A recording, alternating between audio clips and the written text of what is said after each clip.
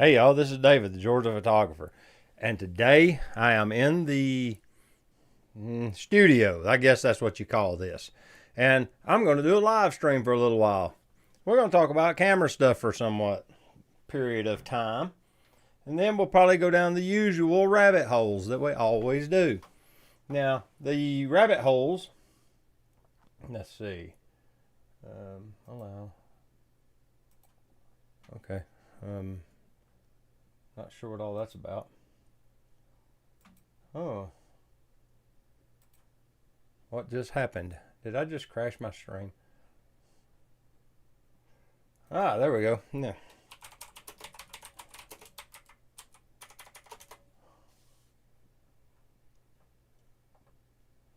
Let's see. I'm going to pop out the chat. Where's my pop out button? There it is. I can get it over here where I can see it. There we go. Hey, look at that.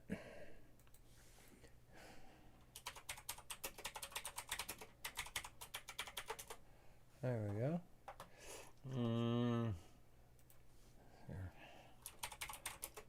You would think someone who's streamed before would know to do this already, but apparently I don't. All right. Let's see. Yeah, here we go. Let's see. Can I make this work? Let's see. Yes. Look at that. Haha. We're going to jump right into this because I have popcorn. All right. Let's see. That was probably a poor decision.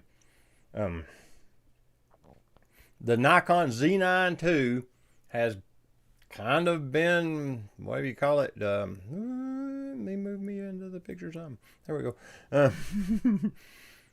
Has been brought out of the shadows. And here's the rumored specs. 46 megapixel stacked CMOS sensor. Instead of using the global shutter, it uses a stacked sensor, 3.5 times faster than the Z9. The Z9 shutter, what was that? The speed was already insanity. This is 3.5 times faster. It's like 1 microsecond or something now, or whatever the speed is. Like, dude, that's fast. A new X-Speed processor, a low native ISO of 32. That can give you medium format like images. No, it can't. It can give you 32 ISO images. Let's see. I've lost one of my. There it is. All right. Hey, Ron Durant's in the house. Nice. There we go. Whoop. I brought the chat out. Look, y'all can see my chat box. There, I'll move it out of the way so you don't have to look at it. Let's see here.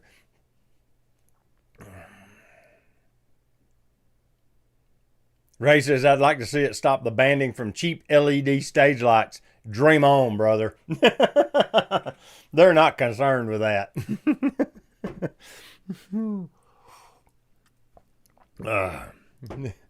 Let's see. New autofocus system with significantly improved tracking performance and focusing accuracy. It was already like cheating. I can only imagine how much better they can make it focus. Good grief. It was blinding fast and accurate already.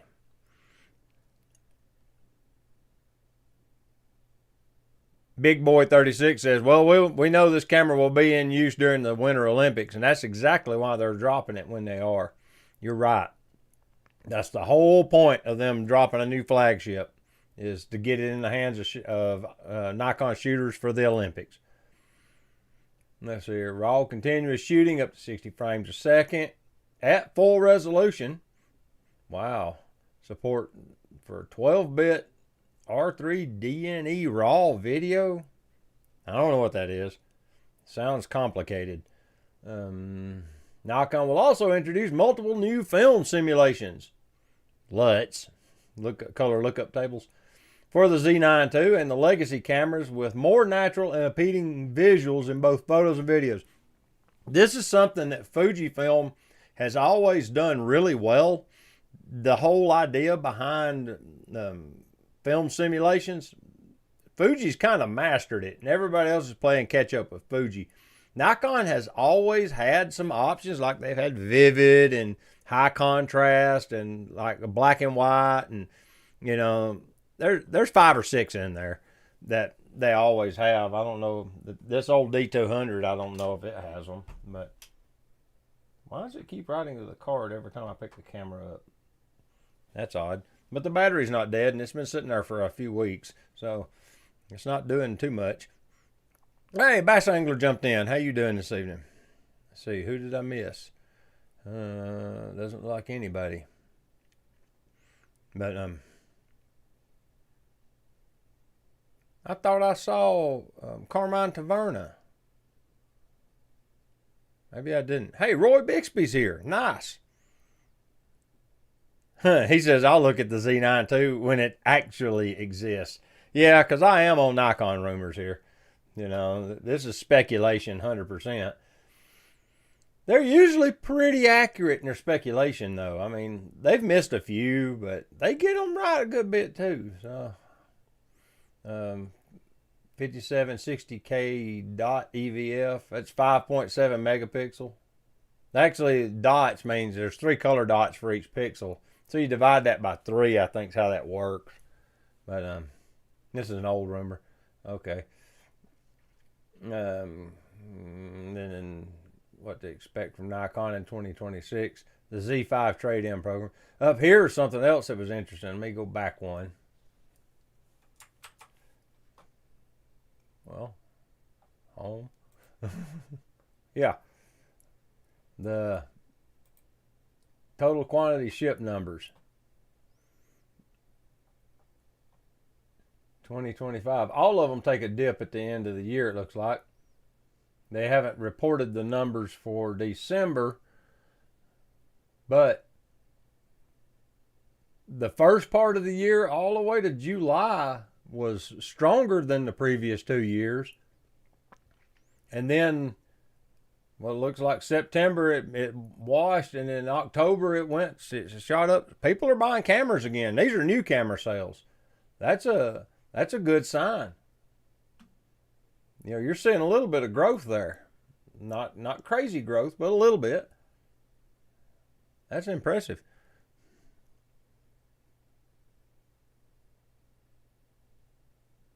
Not great in high humid climate. A 100 to 300 lens would be interesting.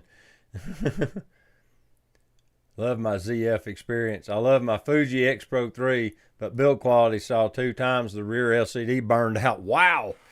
That's frustrating, I bet. Ray always wants one of them 120 to 300 f2.8s. TC, is that the one with the built-in teleconverter? Is that what that is? I thought this was a real interesting set of numbers, though. We can look at this.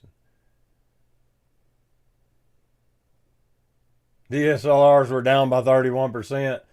Wonder why. Mirrorless units were up 12%.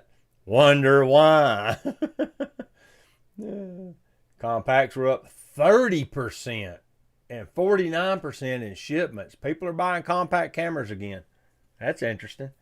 I figured everybody would have defaulted to their smartphone at this point.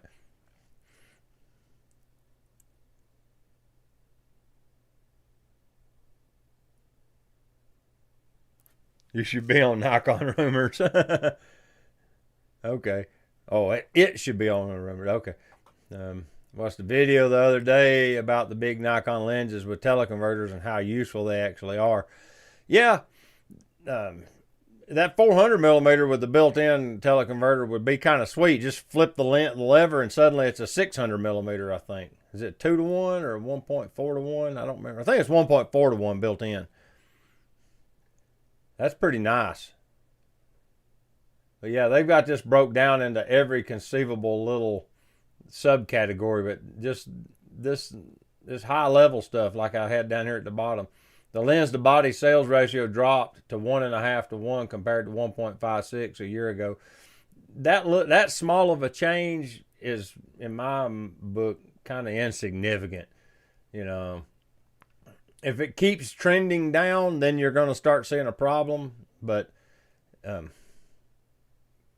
little bit of change probably ain't a big deal. But I'm going to switch this back over to this. And now my chat window's vanished again. There it is. Move it back over here out of the way. But I thought that was pretty interesting when I saw the Nikon Z9II speculated and everybody was getting on board with it. Let's see here. Let me index this a little bit because it's not level and it's bugging me.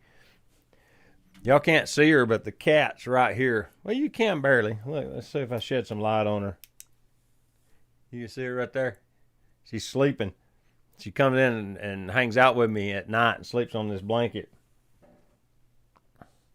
She's the same color as the blanket, so I have to remember she's here. But yeah, she's right there resting. Yeah. Now I got this flashlight somewhere else on the desk. I've been real deep into electronics and amateur radio here lately, so I haven't been super heavy into camera stuff. I have done some photo walks, and I videoed one and uploaded it recently. Y'all saw that. But I haven't had access to my D200 because I've been in Florida. I'm home right now. Come home because truck's broken. I got to fix it.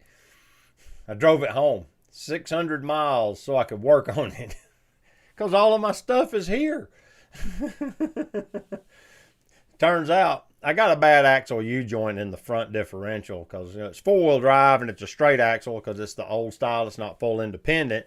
So it's got axle U-joints out where the wheels turn.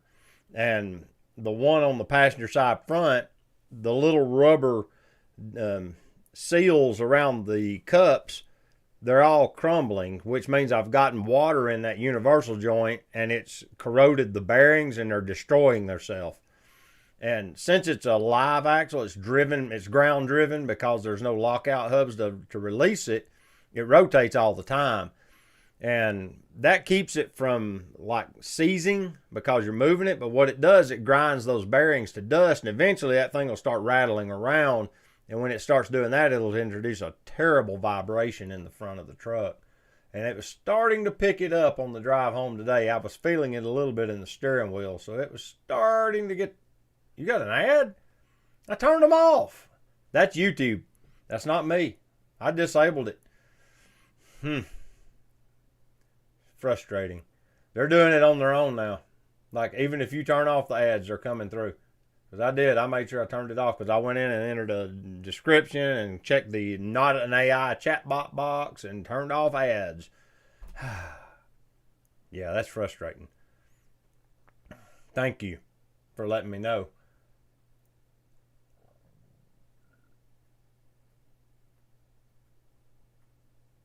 I like what Fuji did with the D200. Made the S5 Pro with a unique sensor. Reason I got the D200 over a D500 is this has the CCD sensor in it instead of the CMOS sensor. And I wanted a camera with a CCD sensor. And you can get these things for literally nothing. Seriously, I think the camera body was $100 and the Nikon factory battery grip was like 45 more or 40 more. I got like $140 in a body and a battery grip, and they're functionally perfect. There's a few little issues that it had cosmetically because I bought the cheapest one MPB had for sale. I wanted to see if it would take decent photos, and it works flawlessly.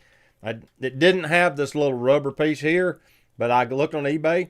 They were for sale on eBay for like, I don't remember, like $12 or something. It wasn't much. So I bought this off eBay, fixed that. And then there was something else on it I bought and fixed. I don't remember what it was now. Some little something. I had to buy a memory card because it uses the CF cards. Let's see here. Yeah, so I bought a 32 gig CF card because I didn't have one. I had gave away my CF cards when I sold the D810, and I bought batteries. That's what it was. I bought a set of batteries. It came with one that worked good, but I wanted a couple more. So you can get 2 batteries and a charger. I don't remember what brand they are. Let's see. They are Hisowin. Hisowin, something like that. Because these are not the regular ENEL15. They're ENEL3E. It's a different generation battery. But these two batteries, they power this camera. You can go on a whole photo walk all day long and you won't go through both batteries. That's the beautiful thing about DSLRs is they're very power efficient from what I can tell. Unless you're using big heavy lenses that have a lot of glass that the focus motor has to move a lot. You know, I'm shooting with this little tiny 35DX and it's moving almost no weight. So you're not drawing a lot of current to focus this motor. To where like a 600mm f4 take significantly more power to move that mechanism to focus so you get less photos. Hey, there's Carmine. I have 2 chats going? How is that possible? Thank you. Let's see. I don't know how to turn it off. I don't know where it's at. Let's see if I can copy that. Yeah, I can copy it. There we go. Let me open the tab here.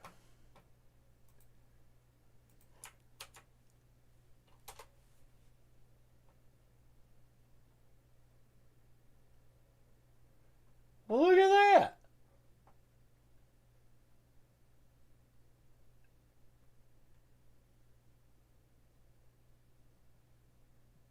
Hey, you guys. There's a whole second chat going on. Let me, how can I, okay, I'm just going to show you guys. Here's one chat. Here's the one I've been reading. See, I can move this one around because this is called pop out the chat box. So I popped it out like normal. And then Carmine comes in and lets me know that there's this one going too. Looks like they're the same. Just had an ad. Let's see. Just had an ad. Yeah. At the beginning. Bizarre.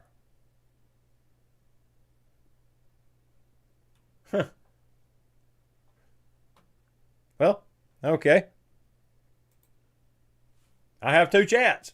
I got them both open. I'll keep an eye and make sure. Yeah, multiverse. There you go.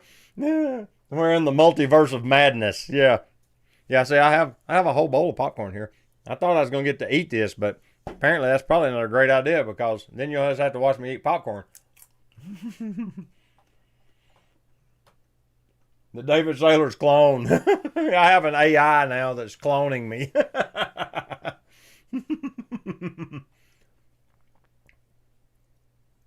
Ron's got a good question here. He says, are you doing any photo walks in the winter months? Yeah. Not as many because my ankle has gotten, in the last 5 years, it's gotten progressively worse. The ankle I broke real bad back in 2017, if I get it out in real bitter cold, like below 20 degrees especially, it just stings. It hurts. That ankle hurts. I think it's got arthritis in it. Something like that because I feel it in that ankle now. As long as it's above about 20, it doesn't bother me, especially if I'm moving and my body stays warm. If my feet get cold, it gets worse.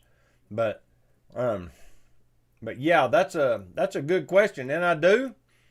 But I haven't done. I did 2 I did one in Ybor City, and I did another one in just a random neighborhood in downtown Tampa. Of course, it was much warmer down there than it is here. I'm only home for a while, not a long time, but long enough. I'll probably go on a photo walk one evening, maybe one day during the day. I'll see. But first things first is fix that axle U-joint tomorrow morning. I'll be here for that tomorrow.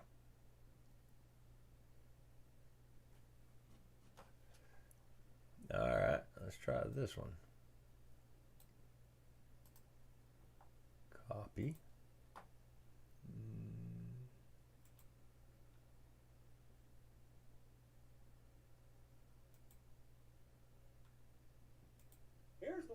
I've been reading. Okay, that's the live stream playing. Paste and go. Let's see what this one shows us.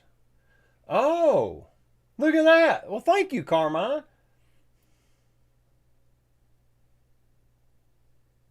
Huh.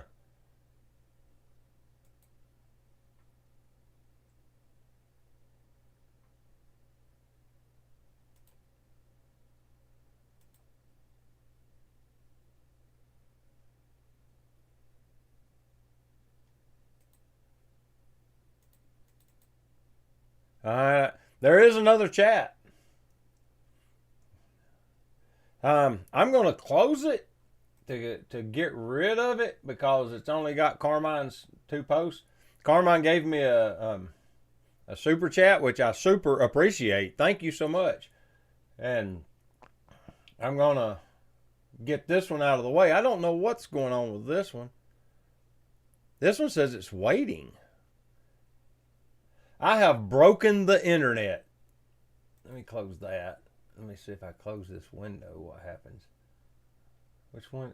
There's 2 open at once. Maybe I didn't just crash my live stream.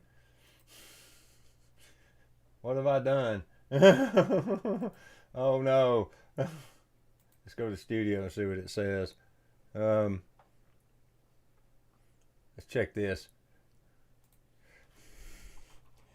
Is the stream still running? Because it is on OBS. The clock's still ticking. I try not to, but the 120, but I am. Okay, there's still conversation happening, so I think the stream is still up. I'm afraid I might have killed it. Problem loading page. I don't know what that is. All right.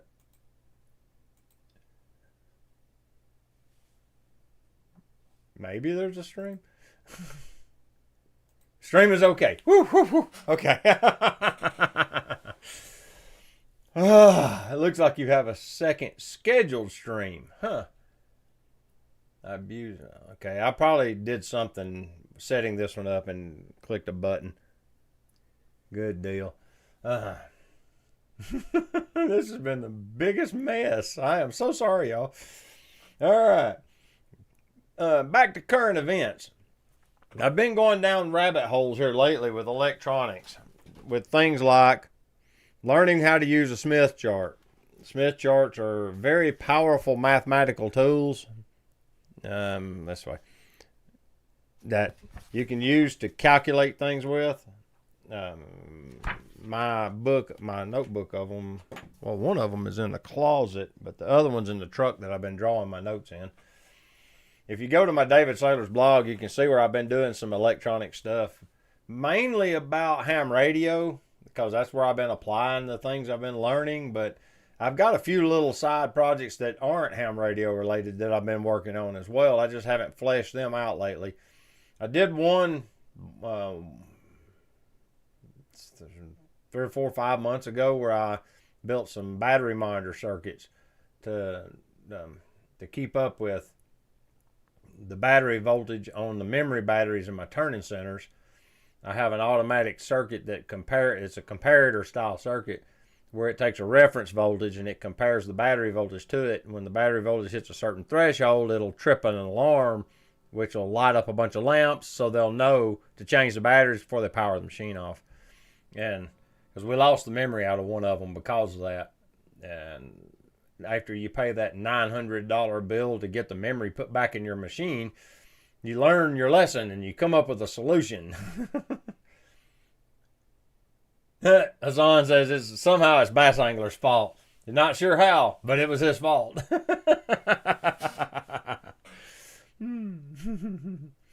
Okay, back to business. Carmine's all right. Hey, yeah, everybody.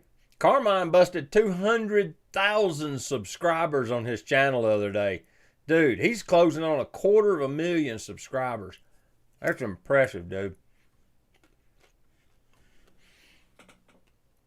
I'm also building a band module for the Ten-Tech Scout. This radio, it's in, let's see.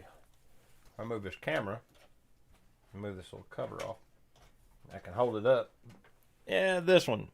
Yeah, I can get it in the light. There you go. Well, if I do it this way, well, it's plugged into an antenna, so I can't really move it, but just so far. But you change the bands with these little modules, and inside of them is 2 circuit boards. One circuit board is just a filter. The other circuit board has some electronics to tell it what band it's on. And I took one of these and essentially hardwire reprogrammed it to put it on a different band, because these radios ceased production before we were allowed access to the 60-meter band, which happened in like 2012, if I remember right. And so I wanted a 60-meter band module for my Scout. Then they never made one, so I had to take an 80-meter module and reconfigure it for 60, and that's been a pretty big project. And I finished prototyping the last filter circuit a while ago, and got some really promising measurement data off of it. So I'll build that out hopefully in the next day or two as well.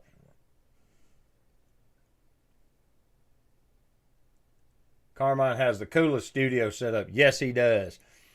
I need a big Leica neon sign and a Nikon neon sign. But unlike Carmine, I'll have to buy mine. I'm pretty sure they gave that stuff to him. Let's see, did I miss any? Here's another one. Hassan said, did you see the rumor that DJI may be releasing a mirrorless ILC this year? Interchangeable lens camera. They already own Hasselblad. That's a DJI product.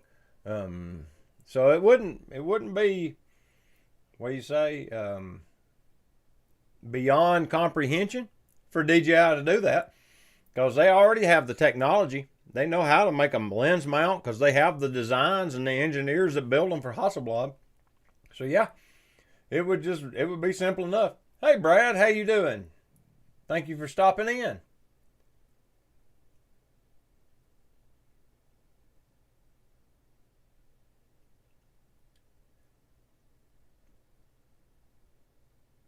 I'm making sure I didn't miss anyone. I've talked to you in the past. Okay, yeah. It's been 15 minutes and I've slept twice since then. Apparently it'll be from the Insta360 brand. Huh, interesting. I got a question for Brad. What is your latest photography project? I started a new one. I've come up with I actually have inspiration for a photography project that I've started to do. I don't know if I'm going to share it yet because I only have 2 photos in it. But it's a pretty cool idea.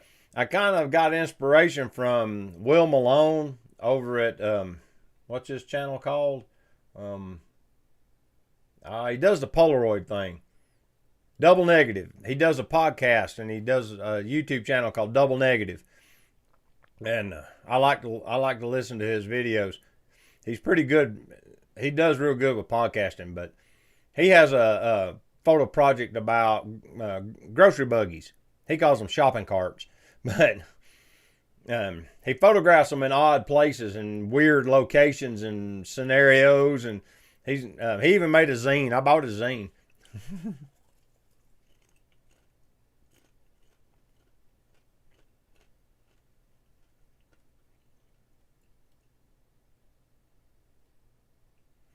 Let's see. I missed Brad. Let me scroll up and see.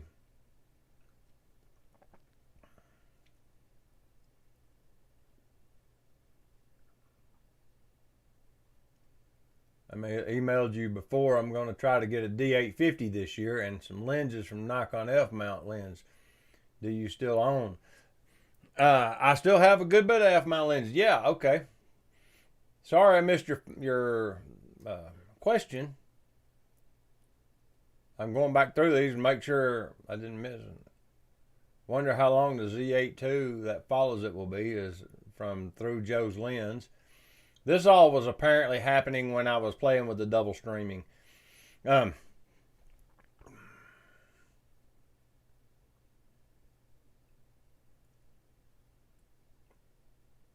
f-mount lenses do you still have? Okay, let's see. I quite a few actually. As far as autofocus, only a handful. I have the 105mm f1.4 I just bought.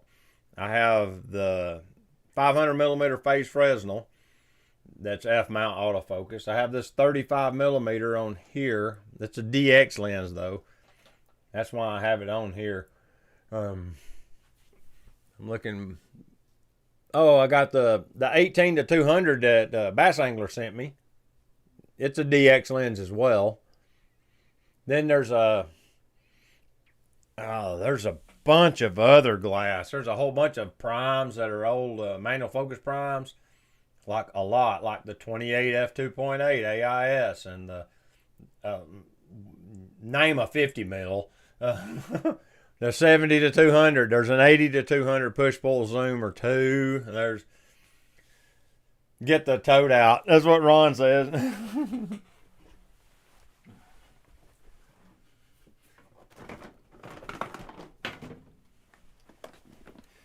This is one of 3. This is how you store your lenses when you don't want them to get banged up and lost. Let's see if I keep from dumping them out. See, they're organized in this tote. But one of my favorite zoom lenses is this one, though. This one's a great lens. This is the, what is it, 35-105, I think. Yeah, and it's a f3.5 to f4.5. This is a great little lens. I've used it several times. It's push-pull zoom, and it has this, they call it macro. What it does is it pushes the mechanism out a little bit more. It moves that front element out just a little further and gives you closer focusing is all it's really doing. You know, it's not real macro, but it does help. It allows you to focus a lot closer. Let's see. 50mm f1.4D. That'll work good on the D200. There's a Leica lens. Leica. Here's one. What's this one? This is, oh, this ain't Leica. This is Yashica. Yeah. This is a 135 f2.8 Yashica Contax. Asahi Pentax. Here's another Nikon. Here's a nikkor. This is the 28 2.8 AIS. And there's like 3 of these things in the cabinet full of lenses like this.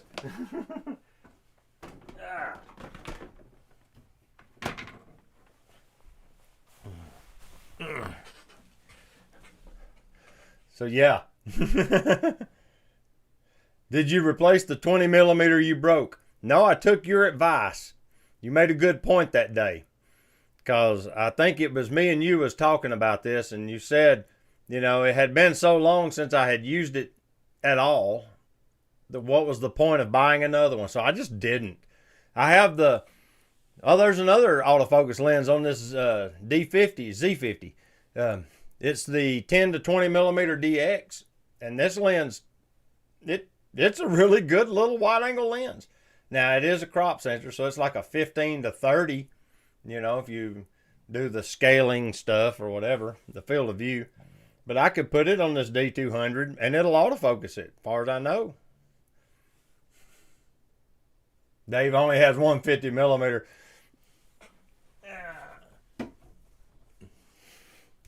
Yes. The Aposumicron. Get it to where the light shines off of it. 50mm. F2. It's ridiculously expensive. Oh, there's another f-mount lens. The 105 micro nikkor that Randall Brander sent with the ZF when I done the trade with him. He threw this lens in as part of the trade. It's brand new, essentially.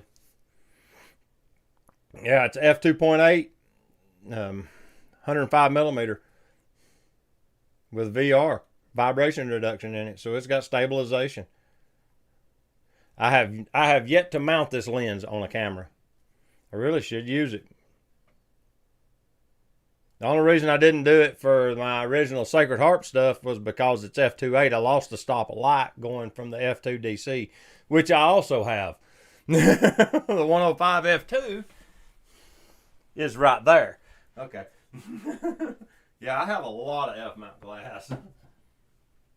Then there's this oddity of nature, the 25 to 50 millimeter. This is I think it's a constant aperture. I think it's f2.8. No, it's f4. 25 to 50 f4. This is like the perfect street photography lens. It covers all the ranges. You get 24, 28, 35, and 50 all in one lens. Now it's huge by large and it's heavy. It's a very heavy lens to be an f4 lens. It does take very good photos though. So there's that. Get the toad out.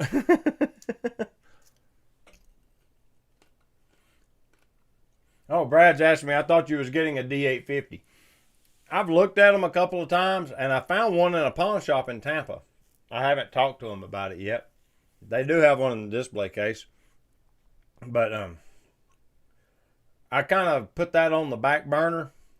I got the D200, and I was shooting with it some. And I've been shooting with the ZF and the Leica CL, the little crop sensor CL. And I just decided that I was going to wait about getting the D850. And it just, more or less it boiled down to, I just didn't have a good, strong use case for it. The only use case I could come up with was wildlife photography, because then I could put the 50 millimeter phase Fresnel and the teleconverter on it and be able to cover all 45 megapixels instead of just getting, like the ZF's only 24. So, you know, I get some crop capability if I go to the D850. So I had considered that. And that's the reason I haven't got one yet. It's just I haven't been doing wildlife, so I haven't been real motivated to try and solve that problem. You know, I did try to put the SL2 on the. I have a special adapter. I bought one back when you could get them. That's an electronic adapter to couple a E-series nikkor lens to a Leica camera, to an L-mount Leica camera, and it technically works, but it's not great. Yeah. 1 star, would not recommend. Yeah, but at the end of the day, the D850 is kind of on hold right now. Yeah, like I said, I did see that one in that pawn shop in Florida, and it did make me think about it, but I didn't even bug them to get it out of the cabinet. I thought, I'm just going to wait right now.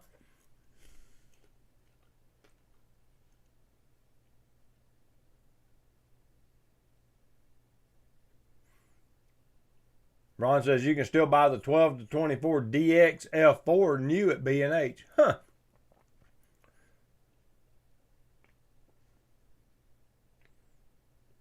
Most of the F and G lenses have been discontinued. Yeah.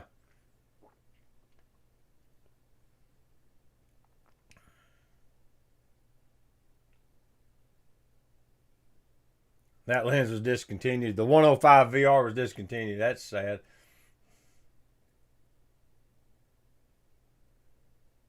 Now, the Leica Zoom is gone now. That's the one I traded to Randall Brander. That thing was just too heavy. Oh, God, it was just so heavy. That thing was a 24 to 90 millimeter. I think it was a solid f2.8 straight through. I don't remember. But, man, that thing was massive. I used it like 2 or 3 times, and it was just so heavy. I finally just gave that thing up. Me and him talked, and we come up. That's where I traded for the ZF and some stuff. Roy's like, you need some silica packs in those cases to keep moisture out. Well, they stay in the house in a climate-controlled room, so I don't worry about it. This whole room stays humidity free essentially, because we run HVAC in here and we keep all the humidity out of the house with it. But yeah, that's the only reason I don't worry about it. The only time I've gotten moisture or fungus in a lens was because I left it in the machine shop. And that is not a moisture controlled environment. Ah, there's Randall.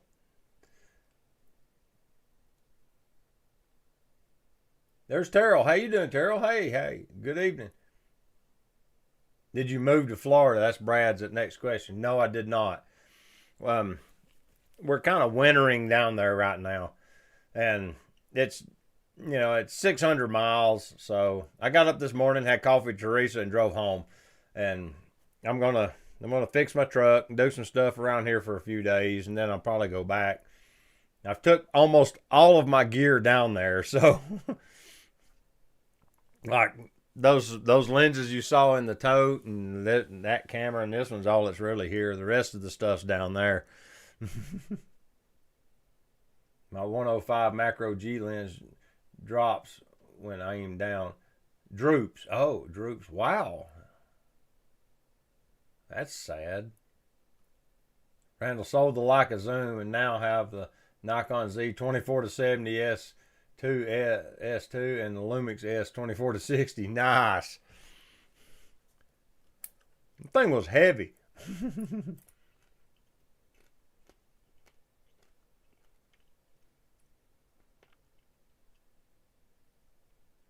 I'm going back through the chat, make sure I didn't miss anything.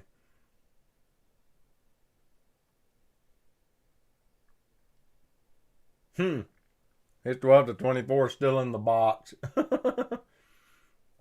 Wow. I don't know. Well, I can't really say anything about that because I've got that 105 that I have yet to mount on a camera. So I am no different.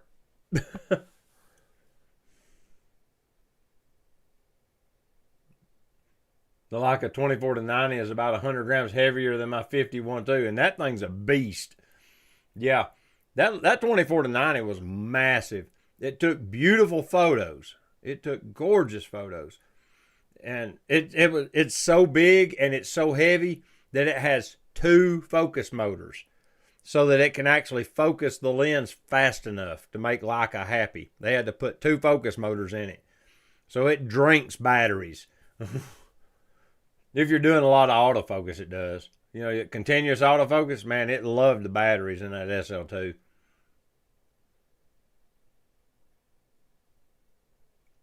I don't think of 100 grams as a heavy lens. Yeah, it's not till you add it to the existing lens weight. 1,000 grams. Oh, 1,000 grams. A kilo? Yeah, that's a couple of pounds, isn't it?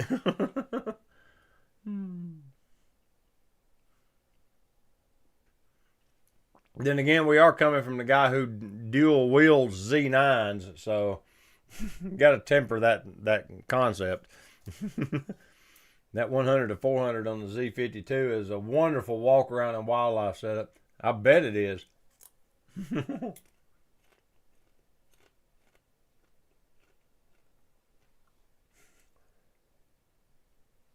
I am going to try and break out the 500 phase Fresnel, because I've been going and I do parks on the air with my ham radio. I'll explain this little scenario to you. Maybe y'all can tell me what I'm seeing. I go to a place down south of Tampa called Cheeto Branch Reserve, and it's a wildlife management area.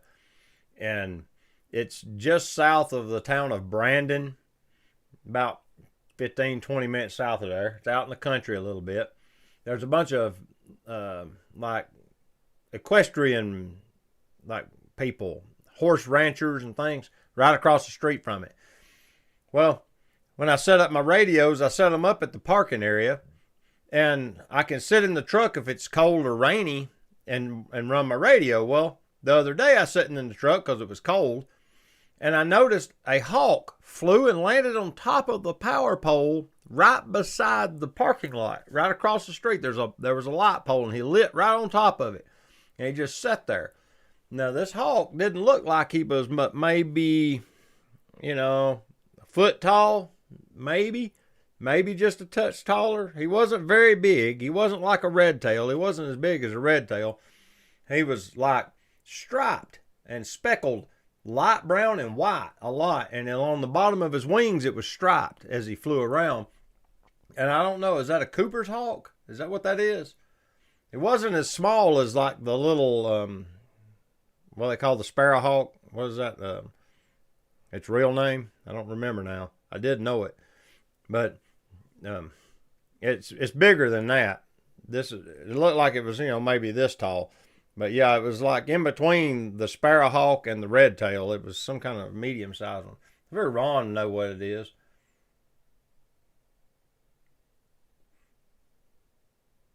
DJAF G8J says, just back from 3 hours in 15-degree weather, Detroit City street photography. I feel a creative rush I cannot explain. That's cool. In 2 ways. But yeah, that's awesome that you was able to go out and shoot street. I couldn't see his eyes, bass angler. They was across the road. It's small. But there was 2 of them. And I don't know if they were courting or if they were like contesting territory, because the light pole was in the corner of a yard that was a long, deep front yard back to a house. Big ranch house. Big ranch, fancy house. And the one on the light pole would fly back over to the house and land on the eave of one of the pitches. And the other one would land on the other end of the house on the eave on one of the pitches. And then they'd fly around in there a little bit, and then they go land back on the eaves. And so I don't know what was going on there, but there was 2 of them. So I want to take my 500 and the teleconverter, put it on the ZF, and go see if I can get a photo or 2 of them, because they didn't have a lot of man fear. They were just flying right around where I was at. Didn't seem to care too much that I was there.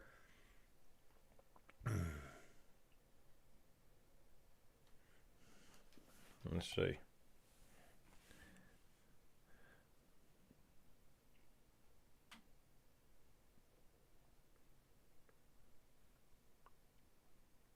Yeah, that's what it is. Looks just like that. Yeah. Cooper hawk. Okay. It's kind of speckled and brown, just like that. And like I said, it had the stripes on it and everything. Yeah. Let's see. Brad asks, how much snow did you guys get in Tennessee and Florida? I heard Florida got snow from that big storm. Didn't see one snowflake at all the whole time. We went south the Friday before the storm supposedly hit here. And then when it came through Florida, it was cold. It got down in the 20s a couple nights. But if it did snow, it melted before dawn. And it was below freezing at dawn. Even this morning, I think there was frost. No, there wasn't frost this morning, but there was the last 2 mornings. And the morning that it snowed in North Florida, if there were snowflakes, I never saw one.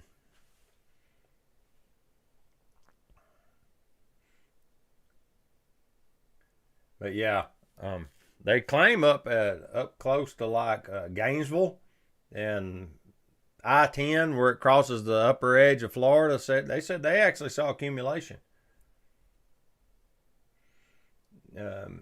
Roy says the Yongping 50 kilogram makes all camera gear seem lightweight. Don't know what that is.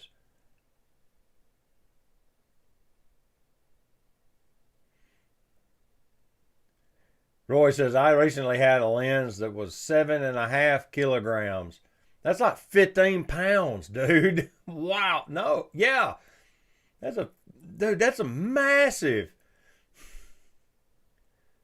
Whew. Ron says, I had gas, but I am rethinking what makes me happy. Me too. It really. The D850 kind of scratches that itch for the wildlife that I do shoot. And I normally shoot in the fall. or in the springtime.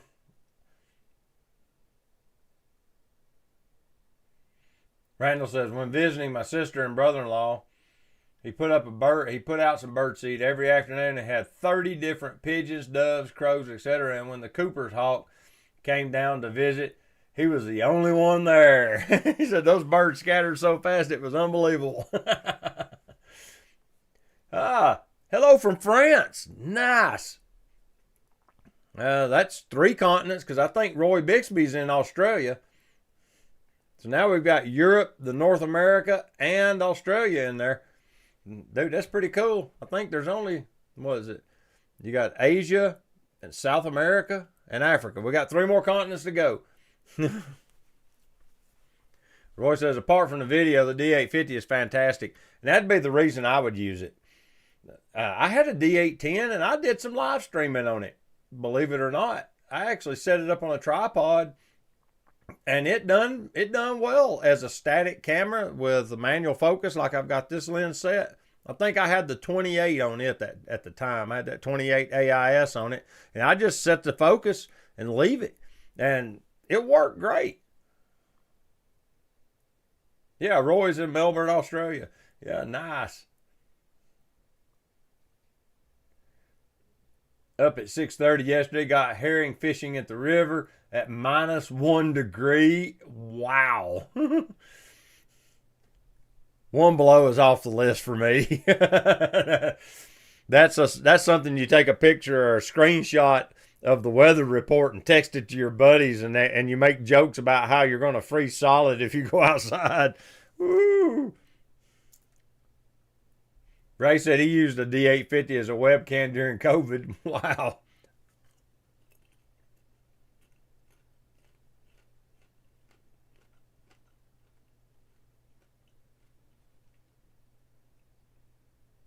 Terrell says he got a lot of red-tailed hawks around his house because they're hunting the rabbits.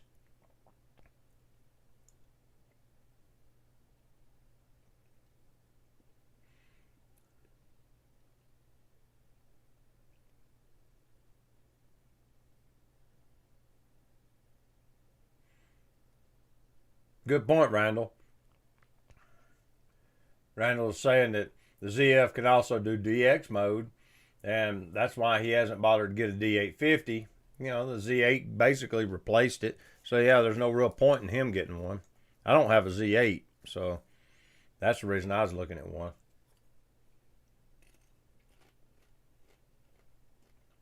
Terrell said 2 weeks ago they were 31 below. Good grief.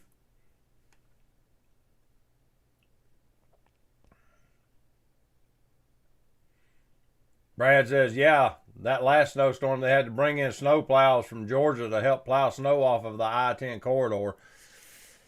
That's pretty bad. When Florida sees that kind of snow, that's like us getting an inch of snow here.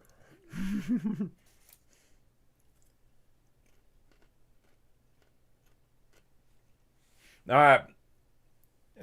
Bass Anglers just brought up a controversial point. He says, Dave, the D500 actually has 7% higher pixel density. And it does. But it's not 45 megapixels or 46 or whatever the D850 has. And if I can get close enough, I can use all 45 megapixels. If I get close enough with the D500, I still only have 20. That's my point. And if I need to crop down, I can crop down to that 20, and I still have everything else that was in the frame. That allows me to move the crop around that I couldn't if I only had the 500. And I learned that with the Z50 when I was running it with the 500 phase Fresnel. It does great, but there was times when creative cropping would have made the photo more interesting, because I would like you take like a burst of photos trying to get a good sharp one of a little bird like a kingfisher on a tree branch or something that might have a little minnow in its mouth, and by the time I got done with the burst, the kingfisher's on the far side of the frame looking out of the frame, not looking into it, so there's no look space. If I had 45 megapixels and it was a little smaller in frame, I could crop that down, move him over some, get me some room to work, you know. But yeah. Oh yeah, because you're shooting eagles in flight, which are way off. That's why you have to crop heavily. Really, Roy's talking about his D850 and how he feels like it's got more dynamic range than his Z8 or his Z9. Topaz D Noise Raw is the D500 shooter's friend, Ron Durant.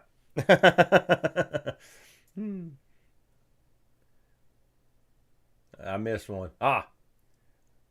Faradus. Faradus. That's a tough one to pronounce. I mostly shoot whatever inspires me. Just got to take pictures of some Mardi Gras parades in New Orleans. Jellyfish in the local aquarium was fun too. That'd be cool. I've never photographed Mardi Gras. I've been down there the week after it happened, but I've never photographed one live.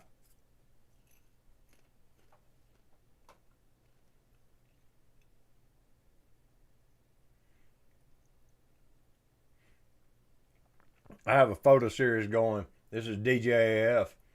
The Lonely Figure. How do I gift these images to the world? Thinking something like a flip book photo on one page with captions on the next page to it. Yeah, I like. Hold that thought. Let's see here. Is it this one? No. Here it is.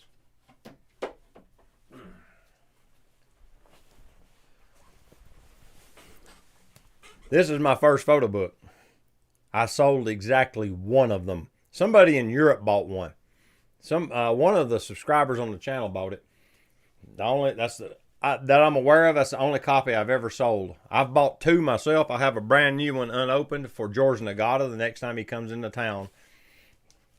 But what I was going to show you was just exactly like you was talking about. That's a good idea because it gives you some room to put context with it that might not have been available, and you get to tell the story this way, not just letting them build their own story. And you can use it for impact.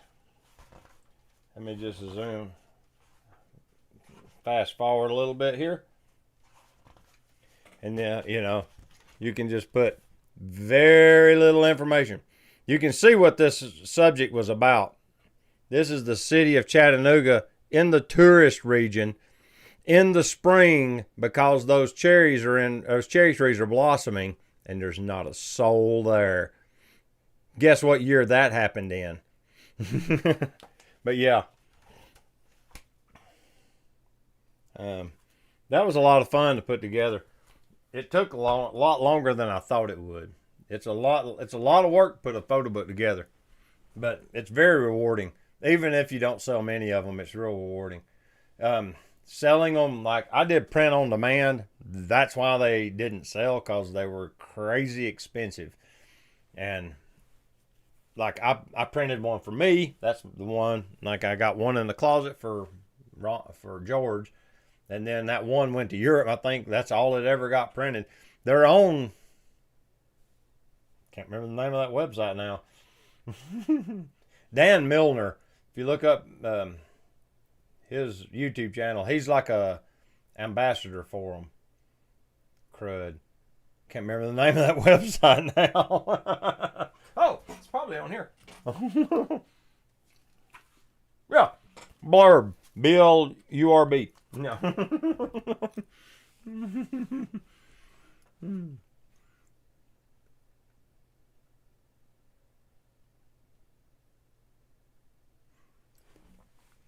Low 420 says, hey, I recently thought of something. Do you think it would be possible to print photos, black and white for simplicity, on a city wall, kind of like spray paint?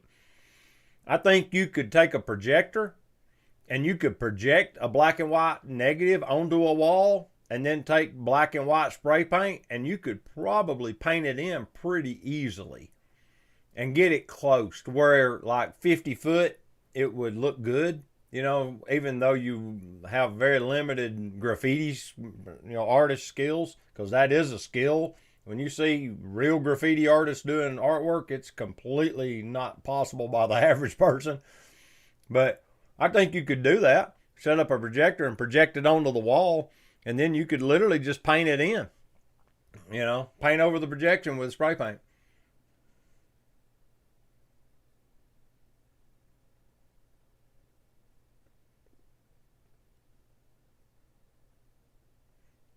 Roy says, I really miss those huge A3 coffee table photo books. You're going to make me get it out. My Richard Avedon book, was it In the American West? My favorite. It's behind the camera over there. I had to hunt for a copy. Yeah, they're out of print. You just don't pick one of those up at the corner store. If you go to a yard sale and you find In the American West by Richard Avedon and it's a quarter, you better buy it. You can eBay it for way more than that. Yeah, so you go to estate sales, look through them look through the books. And like I said, if you see that Richard Avedon book, and you can get them for a quarter or 50 cents a piece, buy it and 2 or 3 others and throw them other 3 in the trash and carry that one home.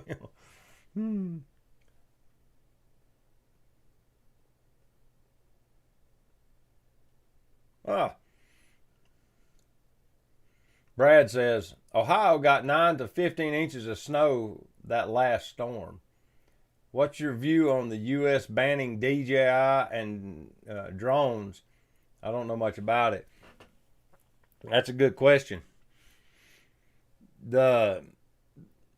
The reason they're banning it has to do with something to do with the technology, and they've done digging into the software code apparently, or the hardware in the DJI products, and they found something wrong with it, and that's what they claim. It could be that there's money that's not changing hands like certain people want it to, and that's why they're doing it. But I don't know the nitty gritty reasoning, but I do know it's frustrated a lot of people. It hasn't bothered me yet, but it will eventually, because I vlog with a DJI Osmo Action 4 now, and I have the original DJI Osmo Action down there in a storage container. Y'all can't see that cat. She's right, let's see, right there. Let's see. If I hit the ceiling with some light, maybe it'll illuminate her. No, I need more. Let's turn it down, then we can hit her with it. Yeah, I'm trying not to hit her right in the face.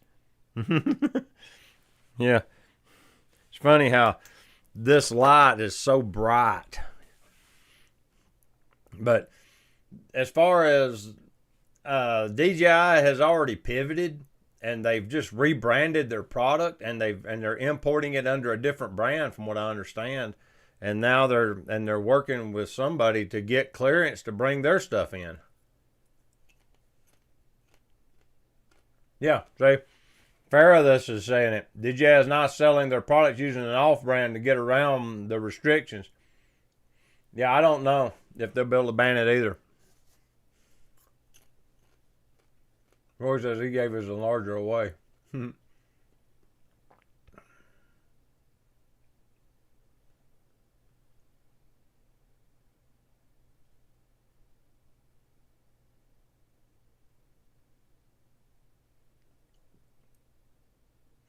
Son-in-law, Randall Brander says his son-in-law has ownership of a competing company with DJI and losing.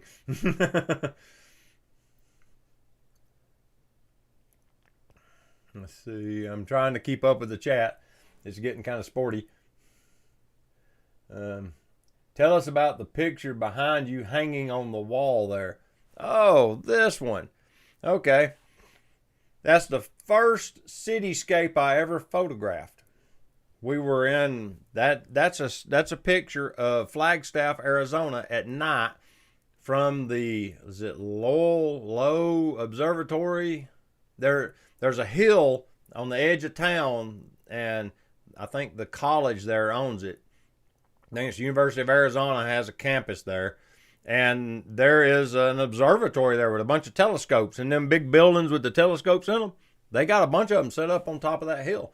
And they had a open to the public night, kind of like open mic. They had all the telescopes set up and looking at things in space, and you could just walk from one to the other and just look through it and see what they were seeing. And it was really cool. Well, I took my camera. This was 2015, 2016. I don't remember if this is a D7100 or D7000 photo or a D810 photo. I don't remember which camera I had at the time. But I took my tripod and got up there to the last telescope, and you could see that view from up there from the sidewalk. I just set the tripod up on the side of the sidewalk, set the camera on, and did a long exposure. And it's kind of hard to tell from there, but there's a freight train coming through here, and then its headlight is this line here. These are cars going down the city street. I got light trails from the cars. I stopped it down so I could get some light stars on some of the street lights and stuff. But yeah, that's the downtown area, and that freight train coming through I thought was really cool. And I printed it years ago, and it's in a frame it don't fit in. That's why there's the bar at the top and the bottom. That's the old backing of the old frame. I really need to mat it. It'd look a lot better if I did. I just never have. But that's the history behind it. That was the very first like low light, long exposure that I ever took that I liked. So I printed it big. Then I had to find a frame, and I used that one, and there it is. I took some photos the other day. I printed some photos the other day, I think. Is this them? Yeah. There we go. I'll show you what I printed. I did this. I took this photo with Phil and Heather one day. We all went down to the river, and we did long exposures of the city at Blue Hour. And then this is Comet Neowise. It's kind of hard to tell. It looks a lot better in person. Yeah, you can kind of see the comet there. If I get the light on it better, it shows up better. And like I said, in person, it's a lot better. For some reason, it doesn't show up good. Elk bugling, and you can see his breath and the frost on his antlers. Oh, sorry. And the hoarfrost on the ground.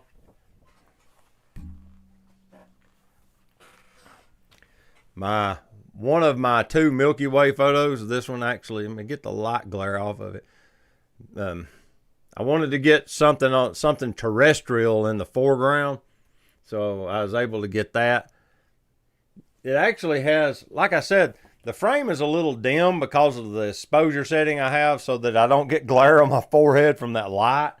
But yeah, there's a lot more showing than what's coming out on my display. Maybe y'all are seeing it. I did this one, honestly, because Phil Thatch said, dude, you need to print that. This is a wristwatch.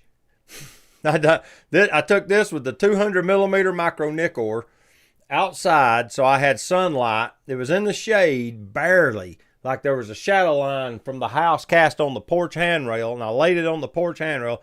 Yeah, inside this watch movement, this is just a section of the watch movement. Like this little wheel is about that big in diameter. It's a little tiny thing.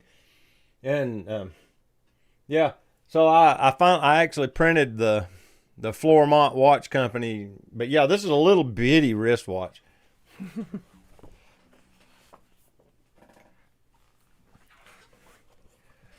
I've always liked light trails. Let's see here. There you go. Oh, getting it wrong again. There's the dome building in the background. You know, there's some kind of car coming around the corner. Them two people are sitting so still, though, they're not blurry. You know, I thought that was a pretty cool photo. I've always really been intrigued by low light images. My Antelope Canyon photo. We went to Antelope Canyon where Peter Lick made the famous picture of them throwing the sand in the air. The Navajo guide that we had said they stopped throwing the sand because the guides kept getting silicosis of the lung from breathing the sand. So they banned throwing the sand. But yeah, that wasn't naturally falling sand. He said there was a guy just out of camera shot throwing sand up in the air when he got that photo. But yeah, this ain't the same exact spot, but it's kind of close. The whole canyon looks like this. Yeah.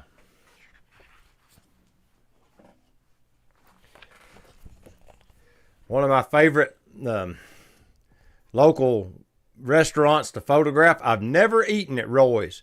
It's in Rossville, right where the state line is. What's that? Highway 27 meets whatever that other road is. There's another road right there. But Roy's restaurant is at that intersection, and I like the blue hour color scheme against the white and the red neon.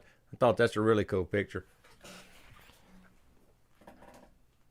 And then I printed Krispy Kreme donuts. Now, this one has an Easter egg in it, it's over here. It has my truck in the photo right there. I parked in the parking lot, and then I saw the sign, and I thought, that's a pretty cool photo. So I walked down the street, set up, took the picture, and Easter egged my truck into the photo. There's a couple of pictures that I've done that's Easter egged my pickup truck in them photos. But yeah, I thought it was a pretty cool neon sign. You don't see this hardly anymore. This is a vintage sign that they've kept going. You know, this is probably a 50, 60-year-old electric sign that they've maintained. So there'll come a time when this will be replaced with something digital or something, you know, a big square with pixels that they'll type a program into. But yeah, this is cool. These are all printed on, I think these are 11 by 14s. Yeah, I think these are 11 by 14. Let's see. All right, I went through my photo essay that I printed recently. Now let's see what y'all said about it.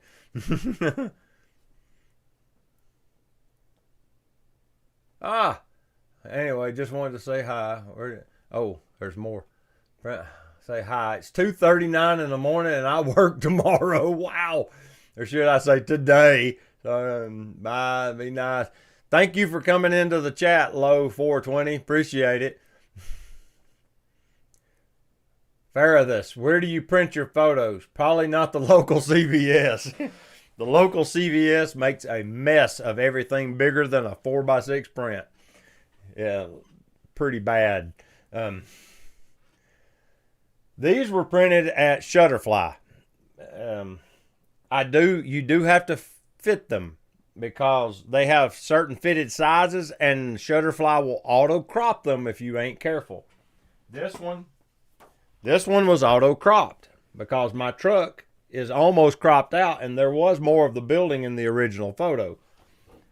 That's why you see this. I set up a template the size of what they print, and then I lay my image on it and then save the file with the border. That way it doesn't crop my original image. That's how you can use Shutterfly and them not screw your photos up. So yeah, that's why you see the sides of my Antelope Canyon photo. Let's see. That's up. But yeah, that's why it has these two wide edges. You can see that the top has a little bit of a border and they still cut the bottom off. But the frame would hide that when you framed it, so it don't matter. That's why I didn't complain about it. But yeah, that's why you see them frames. This one I stuck in because I had gotten so many that I got essentially one free at the time or something. So I just dropped that one in and printed it. That's why it's borderless. But yeah, those were printed with Shutterfly. I have used Nations Photo Lab. And I don't remember where that print is. I think it's down there. I printed let me think, a tanager, I think it is called. It's a very colorful bird from Costa Rica. And it was a beautiful photo, and I printed it at Nations. Let me see. Yeah.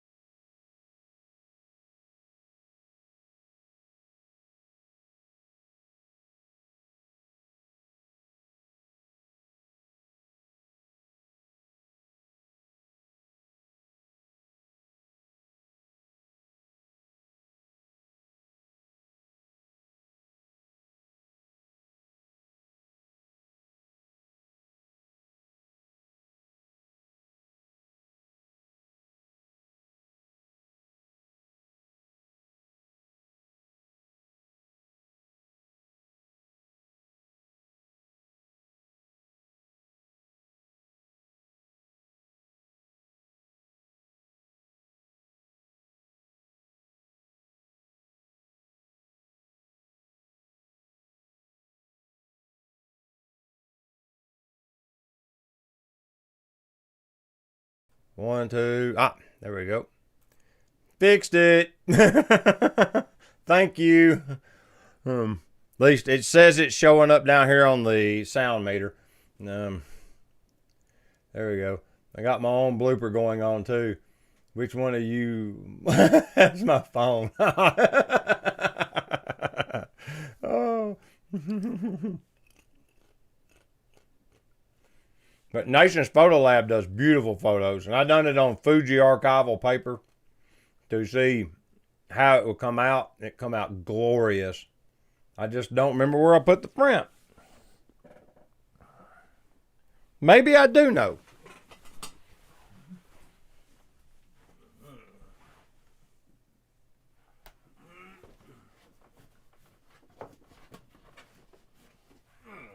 Yeah. Is that it? Aha, I think I found it.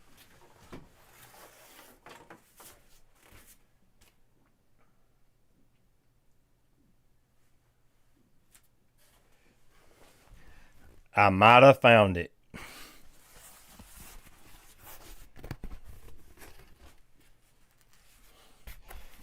It's a lot of box. And then inside the box, I'll never get this thing back together. Yeah, I think this is it. Because see, they put it in this paper protector, and then it's got this like film paper on it. Yeah. Let's see here. Yeah. Yeah, this is it. Oh, it's the blue one. See there? Yeah.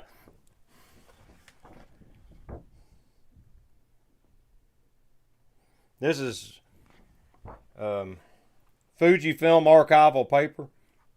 It's real good paper. It's got a beautiful color rendition. You can see it's high gloss. But yeah, I thought the colors on it were just too good to pass up. I had to print it. And it's one of my best wildlife photos ever. And it comes with all this protective stuff everywhere. Like this piece of plastic that goes over it, and it's in this envelope. And here. You guys know about this stuff. I don't even think Teresa knows about this photo.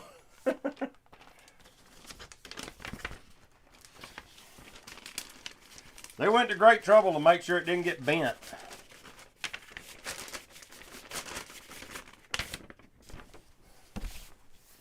I'll put that back in the big box after the stream's over.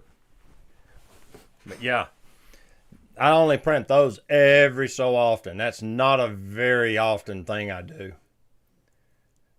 Thank you, Randall. Thank you, Ron. Especially coming from you.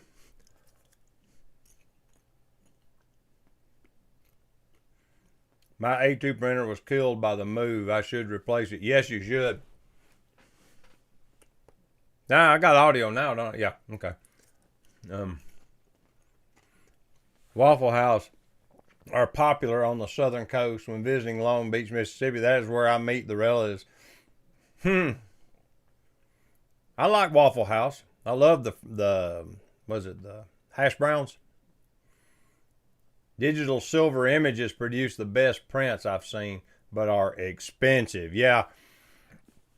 I was listening to a YouTube, like a lecture that B&H hosted by a guy who owned a gallery up in Chelsea in New York.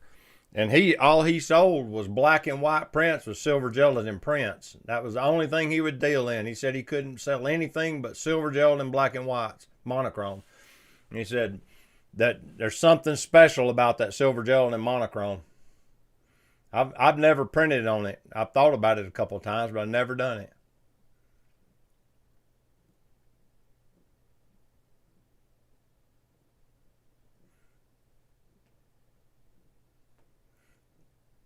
DJAF says, do you not use a local printer, or is there a bargain online place shipping these to you? They're all shipped to me. These all came from a website called, look at me, can't think of anything. I said it, Shutterfly, that's it. Yeah, I use Shutterfly for my, like, for 8x10s and 4x6 prints and stuff like that. And like, I'll do photo books for family events. Like I photographed one of our family get-together Sacred Heart singings, and I printed a photo book of it, and then I would just I take orders. If anybody wants one, then I'll wait till there's a sale, and then I'll put however many it is in a cart, divide the number by the number of books, the price by the number of books. Then I just tell everybody that I need that much money. Then I print them, and I order them. And you can normally get them pretty cheap. Photo books are pretty cheap. But like these I can get from them. That big print that I just showed you of I think it's a blue tanager. That's a special print. Like I said, I had Nations Photo Lab print that, and I sent them like the biggest resolution file I could muster. That's taken with, I don't remember if that's taken with the Z6 or the Z50, but it was taken with one of those two cameras. And that bird was in the resort by the pool. It was just on some tree by the pool or some flower, and it was the colors were just perfect. I just threw the camera up and snapped a bunch of frames of it because it was a blue bird. That, we got blue jays here, but they're very distinct. They're not just like that. That was unique. And so I wanted some photos of it. And when I got to going through them in the edit, I was like, wow, look at all the color. This is a very colorful image. So that's how that came to be. It was not planned. It was completely by accident. I think that's where the best photos come from, though.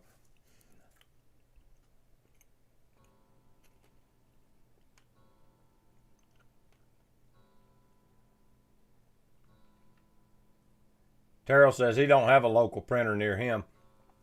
The localest printer to me that I'm aware of that does like public intake is Nashville. Nashville, Tennessee's got a couple that I'm aware of.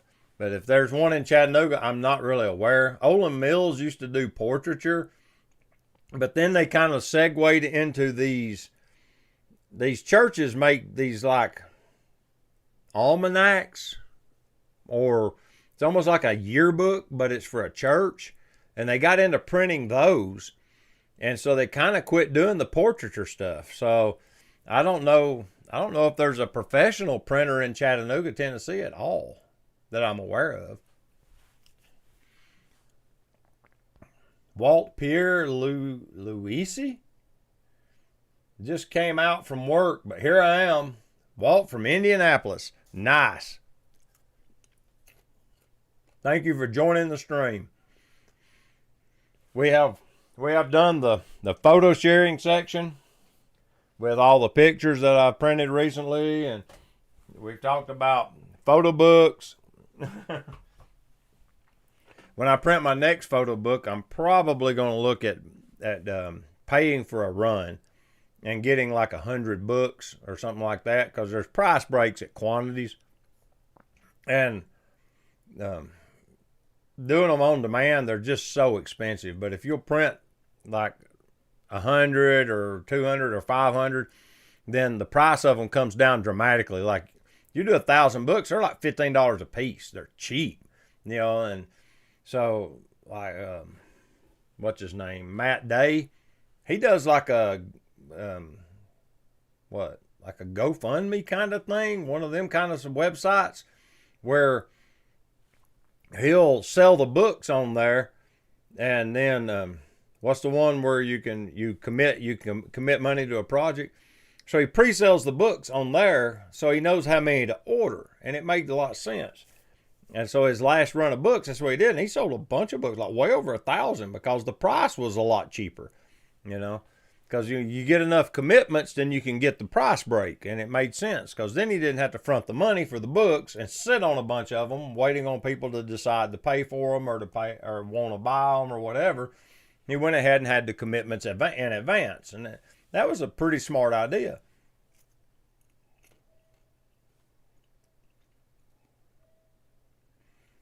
Brad asked, what's the most dangerous animal you have in Tennessee? Wild animals we have. We've had an influx of black bear sightings in 2025 here in Ohio, is what he said. Fortunately, black bears are real timid. The ones around here, they're not aggressive. They will almost never attack you. The ones that get like used to eating out of trash cans and people feed them, those can get dangerous because they don't have man fear. But for us, like the most dangerous wild animal, I don't know.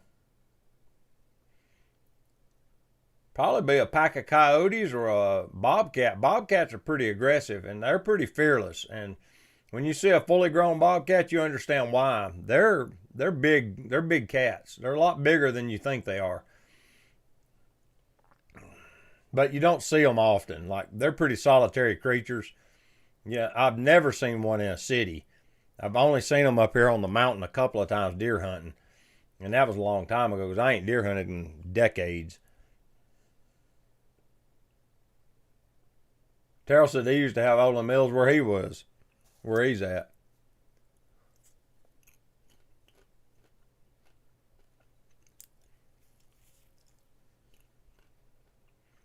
Walt's going to get the Z52, or he might already have it. And then it depends on the way the wording is read.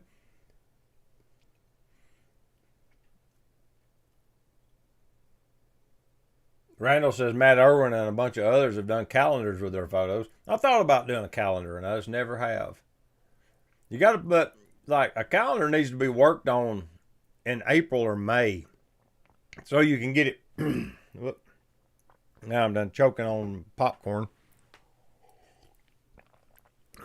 But you gotta get the calendar done and printed so you have them by October in hand, so you can sell them to the end of the year, you know, and catch that Christmas buying season and all of that.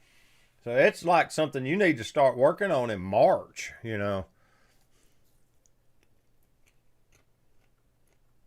Roy said calendars don't sell well anymore. Yeah, only the Gen X and the boomers will buy them. The younger generations don't care about a calendar, I bet.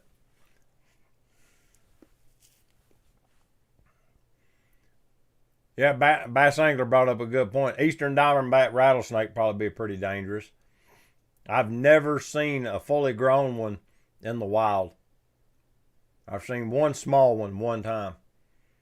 You don't hardly ever see rattlesnakes. Hassan said they're called a church directory. That's it. He said our church did them last year. The company that did them so bad our church decided not to do them anymore. You gotta laugh at that. Olin Mills was doing when I first started the machine shop.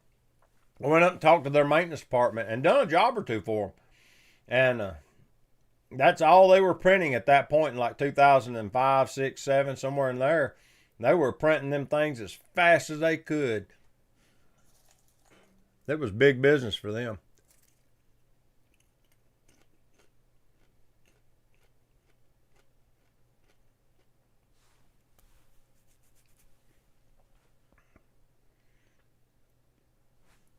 Oh, you got the Z52 last Monday. Wow. I really should get one because Ron has sung its praises to the point that he's got me a little bit gassed up on it.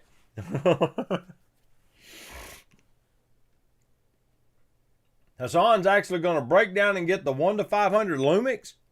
Dude, that's going to be awesome. You're going to love that, especially with that soccer.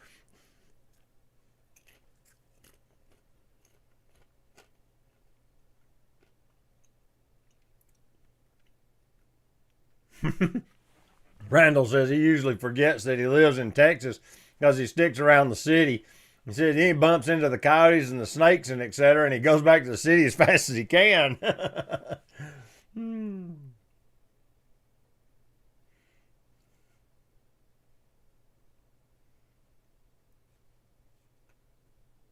Oh, I'm sorry to hear that.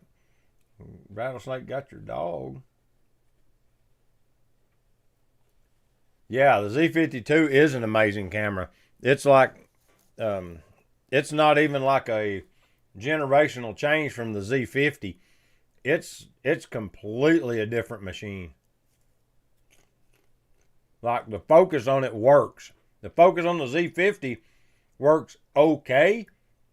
The focus on the Z52 is phenomenal.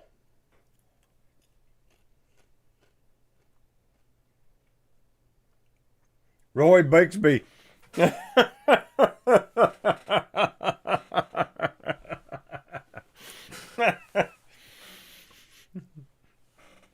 Roy Bixby says, I don't get many snakes here anymore. The kookaburras eat them. I don't even know what a kookaburra is. I'm going to have to Google that. Okay, Google. Let's see. Copy. Paste and go. It's a bird. So these birds eat snakes. Wow. Oh wow. they're huge. 47 centimeters in length is 1.5 feet tall. These things get big.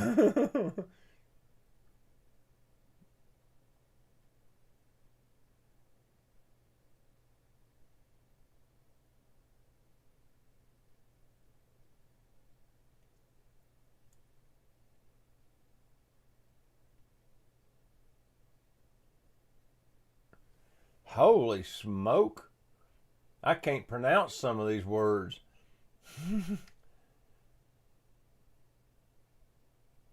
So it's native to Australia and New Guinea. Interesting.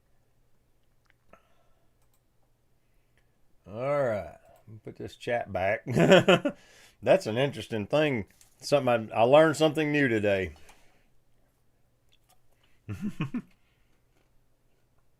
So they're the largest kingfisher. Wow, yes they are. The kingfishers I'm used to seeing are this big.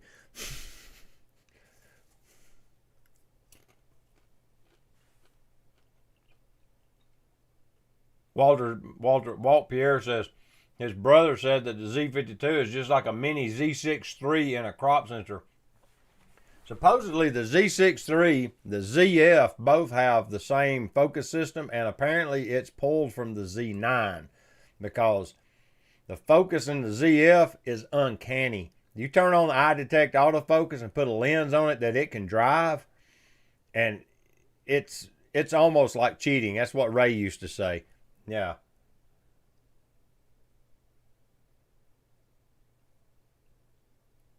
I have not seen any notifications. I mean, look. I do have my phone silenced.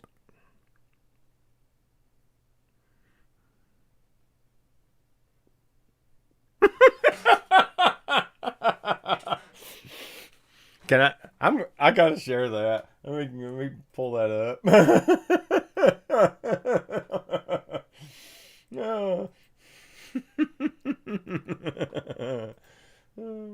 Let's see, where's that at? Okay, y'all are about to see why I'm laughing so hard.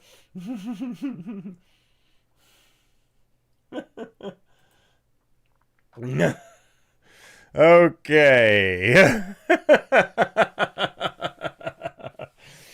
If you ever wondered what I would look like with the the TV chef with hair like that,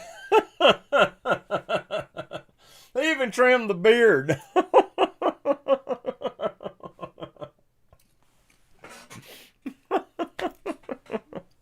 This is too good.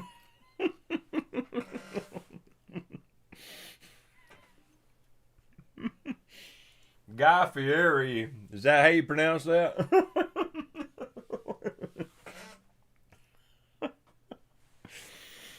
You ain't right, Ray. Oh. No. Let me see what she's got. Hold on. Hello. I'm on live stream right now.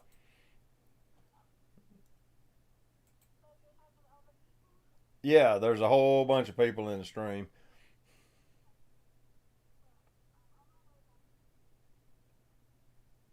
Okay. You want me to call you as soon as I get done? Okay. Okay. Love you. Love you. Talk to you in a little bit. Bye bye. She just got out of class. She's still in Florida.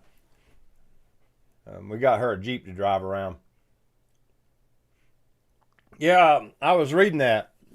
Roy says that the kookaburras are loud birds, especially at night. Yeah, it says that a lot of stock footage from that represents Australia will have their call in it because it's so distinctive.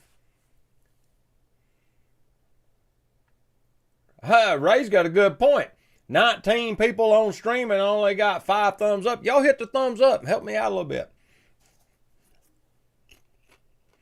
This is really good popcorn.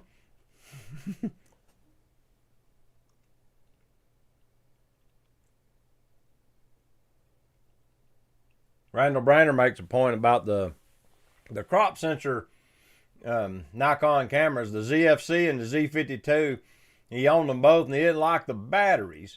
So he just uses the Z8 because, you know, the ENEL15, they've pretty much perfected that battery somehow. Them things are incredibly good. Oh, good. Looks like it's going up. You guys are doing awesome. Thank you. But that's the only kind of hang up I have with the Z50.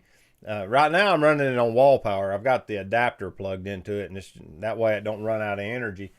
But I've got 4 or 5 batteries. When I would go out for photo walks with it, I'd just take all the batteries, and you go through 2 or 3. It's pretty battery hungry with them little batteries because they're little tiny batteries for the crop sensor cameras.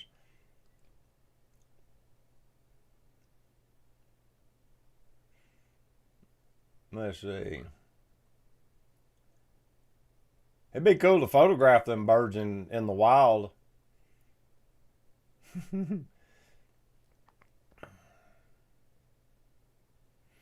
Roy's saying some bold stuff here.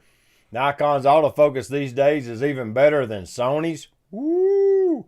Them's fighting words. You get some Sony people upset saying that in front of them. Is the EN18 the one that goes on the Z9?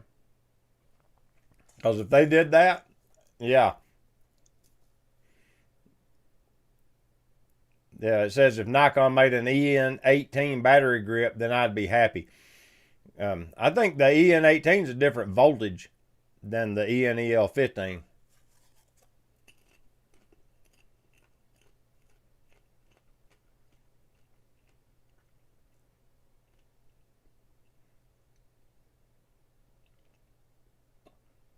I'm looking to make sure I didn't miss anything.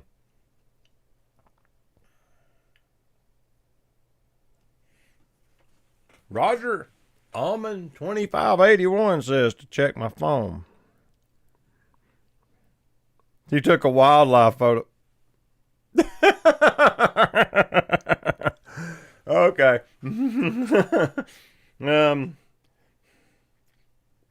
Let's see if I can get this out of the phone. If I can go to here with it, I can. Okay. I'm gonna send it here. Yep. Send. I can share this photo. My buddy Roger's been doing wildlife photography. Let's see. Let's get this open like this. No, I don't want that. Don't want that. Don't want that. There. Now. Yeah. Check out his wildlife photo. He's got an armadillo at the house. That's pretty cool. Is that the one that comes and hangs out? That's awesome. Let's see. This one. Yeah, there we go. Hey, I think I have a border now. Does this one not have a border?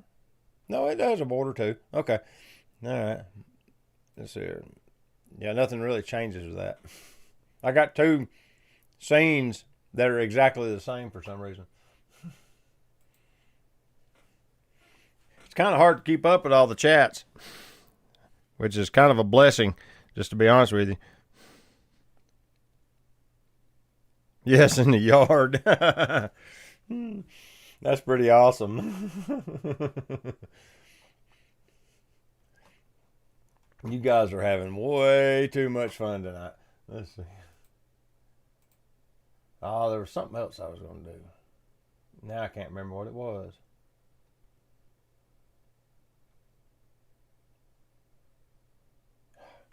Can't remember.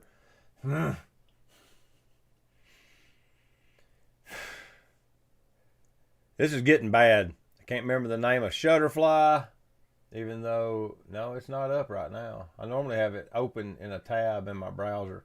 But it's not right now. I've got them all closed. But, oh, my chat box went away. There it is. In the yard.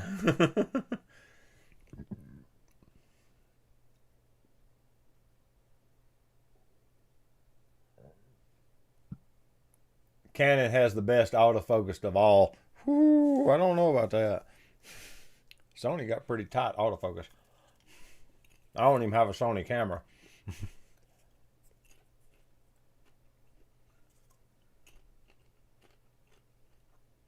I use them in the D5. Huh. Wait a minute. That's the same battery that you can put in the D850 with the battery grip and do 9 frames per second. It is the D5 battery. Okay. I didn't know you could do that. Huh. Woody says Peter Gregg is now live talking about the Nikon ZR. I'm staying here. Thank you, I think. Oh, I can show this to you. I got a letter. We'll open it on stream. This is not a weapon. This is a tool.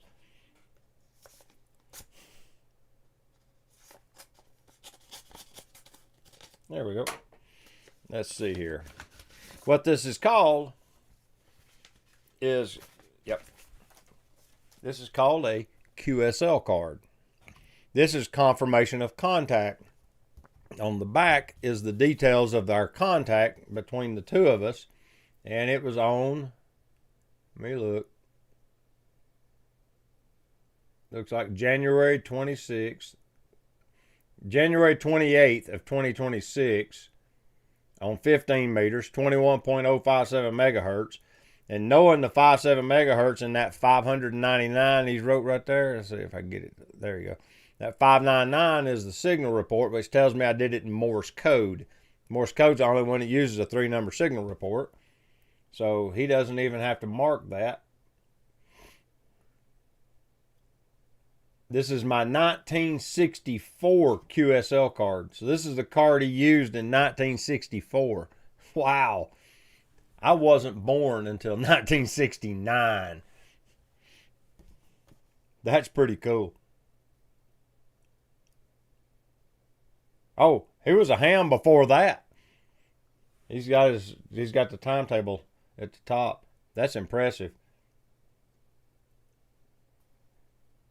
But yeah, I love getting QSL cards in the mail from amateur radio or even shortwave listeners. I have what is known as a propagation beacon that's in the back of the house that's wired up to its own power supply, and it transmits my call sign and my grid locator in Morse code on loop 24/7, nonstop. The only time it goes off is if the power to the house fails, and I've got the power supply wired to where as soon as the power comes on, it powers up and turns it all back on, and it starts right back up on its own. So I don't have to even fool with it. I go out there and check to make sure nothing's happened to the antenna periodically. It's all I do. But that beacon has been heard, like just the other day it was heard in Germany. It transmits with 1 watt. That's all that's coming out of the beacon. I made sure it transmits with just 1 watt of power. And some guy heard it in Germany the other day. But yeah, it's cool to get those, to get the shortwave listener cards or to get the emails, because let's see, is this them? No, it's these, isn't it? Right here, probably this. Because what I do is I print custom little cards locally. Yeah. So I make up these little shortwave listener cards for the beacon. That's the propagation beacon. Right, here's the radio. Here's the little automatic keyer that sends the Morse code, and then I converted an old computer power supply to power it. And it runs, like I said, it's out there right now, sending Morse code. Like, if we juice up this radio, and I go to 10 meters, I'll have to attenuate it heavily. We'll attenuate it, and then we'll go to 10. That's it. And it'll do that forever, as long as there's power and the antenna's hooked up. But it sends it on loop nonstop. We'll turn off that. But yeah, and that's this radio. So if they send me an email and they give me a report back that they heard my beacon, I'll get their address and I'll send them one of these cards. But yeah, I do all sorts of stuff like this. So I am much more varied than just photography. That's my postage, international postage. I always get all this stuff out during stream, and then when I get done with the stream, it takes me like 15 minutes to put everything back up. Maybe I'll close the letter opener. Cool, CW, yeah. Yeah, I made my own Morse code keys back in the day. These right here. This is the prototype, the very first one. It's also my favorite. It has a real good action to it, and it works really well. I got another one over there I made that's just out of camera shot. But these keys work well. I didn't hold back when I designed them. Let's see. ZR trying to change your shooting style. Roy said he had to put the ZR in a cage because it kept bringing it up to my eye.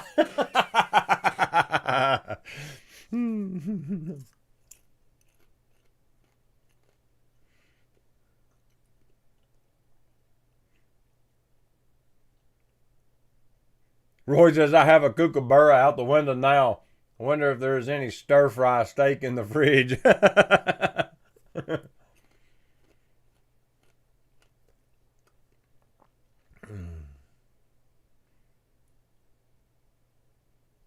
Walter was like, oh, wow, I was born in 59. Wow.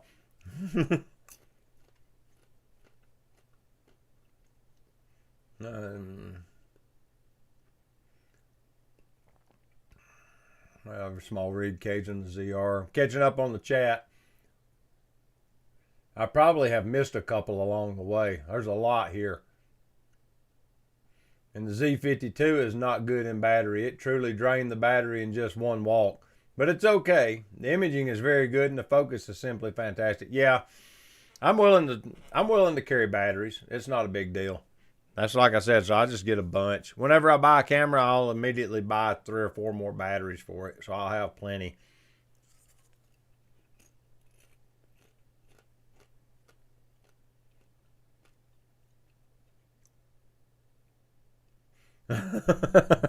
Oh. The microphone boom is connected to the light stand that this big illumination light is on. So I hit the base of the tripod and this thing started to fall on me. Y'all can't hardly see the microphone. It's there. Look at that. I can't even get out of the way of it. There, see? There's a big old mic in front of me. My black shirt hides the black microphone. That's kind of neat.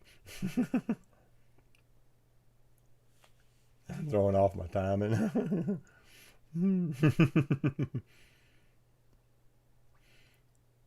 I haven't really looked close at the ZR. I don't shoot enough like deliberate video. I'm gonna move this back a little bit to justify owning one. I mean, if I bought one, it would probably end up being a webcam, you know, and that don't make good sense. Those are so expensive, and there's like it'd be a waste of a good camera to do that.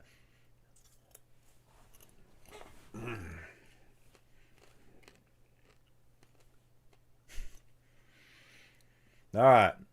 I'm going to wrap this stream up, guys. We've been streaming for almost 2 straight hours. I wondered why Teresa was calling so early. She wasn't. It's so late. But this has been so much fun. I appreciate you guys hopping on stream with me. And all of the things that we've done together tonight. If you have a friend that's interested in any of this stuff, have them watch it. Let them listen to it in the background. I tried to talk enough that if it plays like in the car while you drive or something, it still makes sense.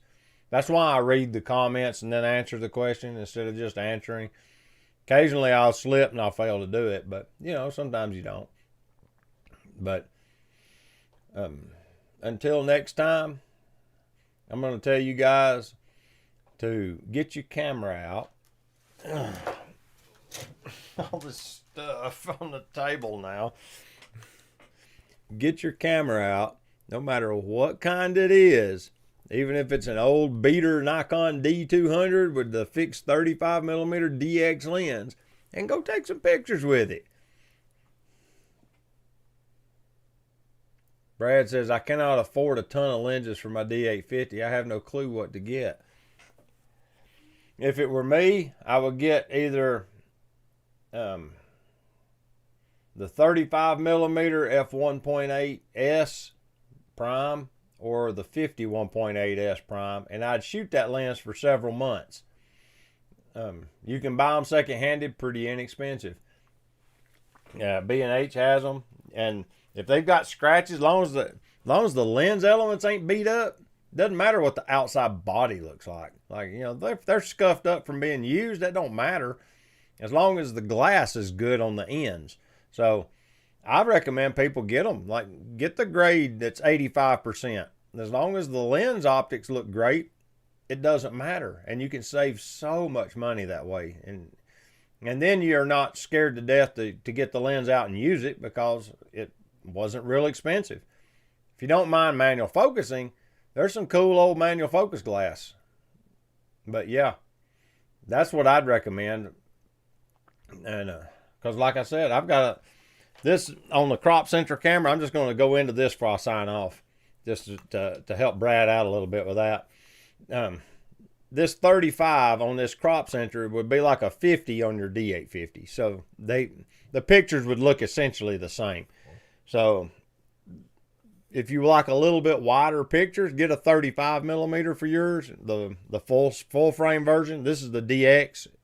If you put this lens on that camera, it's going to change the aspect of the camera down to DX, and it's going to take 50 millimeter photos, but with just the center of the sensor. So, but yeah, that's what I'd recommend. That 50 millimeter f1.8S lens is a wonderful lens, and they're pretty cheap now, secondhand, and there's tons of them. Like I said, MPB's got piles of them. So that's what I'd recommend you get, honestly. And then just shoot that lens seriously for 3 months minimum before you even consider another lens, and learn the limitations of it. Once you've learned the limitations of the lens and you see that a zoom lens would serve you better, then you can start looking at a zoom lens, because now you know what it's going to do with you. You know, what it's going to bring to the table that the 50 prime doesn't do, you know. That's kind of the reason I don't recommend zoom lenses out the box, because you got to learn, you need to learn the limitations of the equipment you're using. It helps. So,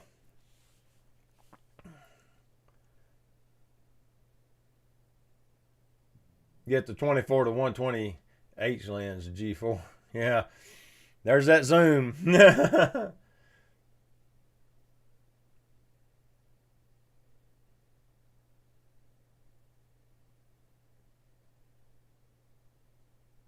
Daryl's got a good point about getting the EF to RF adapter.